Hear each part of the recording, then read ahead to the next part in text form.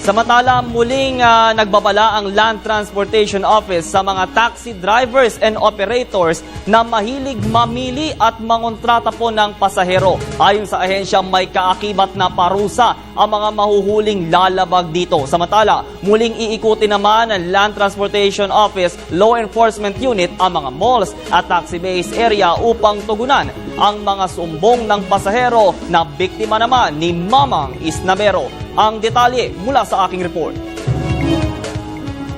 Bukod sa jeep at ang taxi sa alternatibong sasakyan ng mga pasahero para makarating sa kanilang paroroonan. Pero kasabay ng rush hour o kaya'y tag-ulan, laging nararanasan sa Kamaynilaan ang matinding traffic sa bawat lansangan. Pero kasabay nito ay ang pagsulpot din ng mga mapang-abuso at mapagsamantalang mga motorista.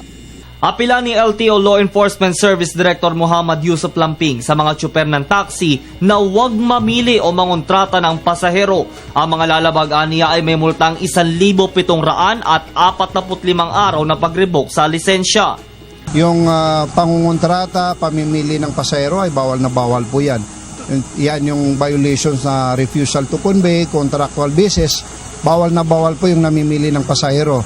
Kaya after itong Oplan Balik-Eskwela natin, babalikan natin yung mga iba't ibang malls in Metro Manila, yung mga taxi bay area natin, ay iikutan natin yan ulit, babalikan natin yan.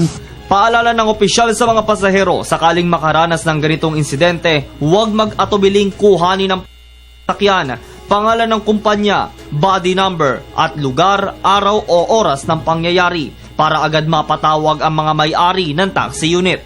May complainant desk po tayo dyan, may form tayo na pinipild up and then ipa-showcase natin yung taxi operator na yon para mabigyan siya ng leksyon. Bawal na bawal po yung nangungontrata na mimili ng pasahero. Si Kuya Romel, 5 taon nang nagmamaneho ng taxi at sa mga pagkakataong iyon ay hindi niya nagawang mangontrata o gumawa ng modus sa kanyang pasahero.